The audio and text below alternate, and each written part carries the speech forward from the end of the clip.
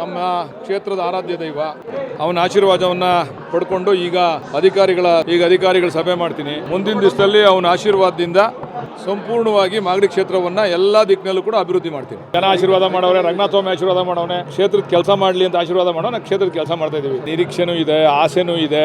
ಆದ್ರೆ ಹೈಕಮಾಂಡ್ ತೀರ್ಮಾನ ಮಾಡಬೇಕು. ಹೈಕಮಾಂಡ್ ಏನ್ ತೀರ್ಮಾನ ಮಾಡ್ತೋ ಅದಕ್ಕೆ ನಾವೆಲ್ಲ ಬದ್ಧ ಇರ್ತೀವಿ. ಸಾಕಷ್ಟು ನಮ್ಮ ಕಾಂಗ್ರೆಸ್ ಪಕ್ಷದಲ್ಲಿ ಸಾಕಷ್ಟು ಮುಖಂಡರುಗಳ ಒತ್ತಡ ಇದೆ. ಇವೆಲ್ಲವನ್ನ ನೋಡಿ ಬಹುಶಃ ನನಗೆ ಅವಕಾಶ ಮಾಡಿಕೊಡ್ತಾರೆ ಅಂತಕ್ಕಂಥ ಆತ್ಮವಿಶ್ವಾಸ ಇದೆ. ಮಹಾರಾಷ್ಟ್ರದಲ್ಲಿ 3 ಕಾಂಗ್ರೆಸ್ ಗೆದ್ದಿದೆ. ಯಾಕಂದ್ರೆ ಈ ಒಂದು ಜಿಲ್ಲೆಗೆ ಒಂದು DCM ಕೂಡ ಇದೇ ಜಿಲ್ಲೆಯವರಾಗಿದ್ದಾರೆ. ಹಂಗಾಗಿ ಈ ಕ್ಷೇತ್ರದವ್ರಿಗೆ ಒಂದು ಚಾನ್ಸ್ ಸಿಗುತ್ತಾ ಈ ಸರಿ ಅನ್ನೋದು? ಕೊಟ್ರೆ ರಾಜ್ಯ ಸೇವೆ, ಕೊಡದೇ ಇದ್ರೆ ಕ್ಷೇತ್ರ ಸೇವೆ. ಲಾಬಿ ಮಾಡೋ ಪ್ರಶ್ನೆ ಇಲ್ಲ. ನನ್ನ ಜೀವನದಲ್ಲಿ ಯಾವತ್ತೂ ನಾನು ಲಾಬಿ ಮಾಡಿಲ್ಲ, ಮುಂದೆ ಲಾಬಿ ಮಾಡೋದು ಇಲ್ಲ. ನನ್ನ ಶಕ್ತಿ ಮೇಲೆ ಅವ್ರಿಗೆ ನಂಬಿಕೆ ಇದ್ರೆ ಕೊಟ್ರೆ ರಾಜ್ಯ ಸೇವೆ ಮಾಡ್ತೀನಿ, ಕೊಡದೇ ಇದ್ರೆ ಕ್ಷೇತ್ರ ಸೇವೆ ಮಾಡ್ತೀನಿ.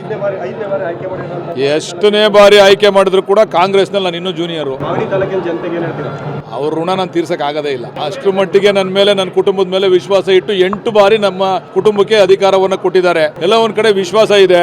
ಆ ಒಂದು ವಿಶ್ವಾಸನ ಉಳಿಸ್ಕೋಬೇಕು ಅಂತಕ್ಕಂಥದ್ದು ನನ್ನ ಕರ್ತವ್ಯ. ಮುಂದಿನ ದಿವಸದಲ್ಲಿ ಅದಕ್ಕೆ ಚಾಲನೆ ಕೊಡ್ತೀನಿ.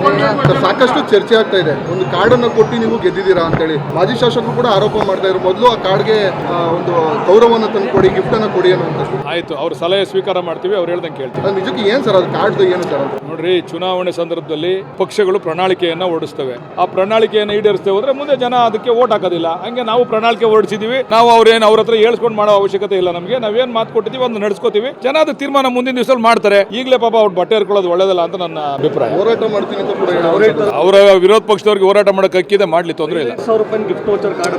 ಯಾರೇ ಅವ್ರಿಗೇನ್ ಫೋನ್ ಮಾಡಿದ್ರ? ಎಲ್ಲಾರ ನಾವು ಪ್ರೆಸ್ ಮೀಟ್ ಮಾಡಿದ್ವಾ ಅಥವಾ ಎಲ್ಲಾರ ಫೋನ್ ಮಾಡಿದ್ವಾ? ಸುಮ್ನೆ ಏನೋ ಅವ್ರಿಗೆ ಸೋತಿರೋದಕ್ಕೋಸ್ಕರ ಏನೇನೋ ಮಾತಾಡ್ತಾವ್ರೆ. ಅದಕ್ಕೆ ನಾನು ಪ್ರತಿಕ್ರಿಯೆ ಕೊಡೋದು ಸೂಕ್ತ ಅಲ್ಲ ಅಂತ ನನ್ನ ಭಾವನೆ.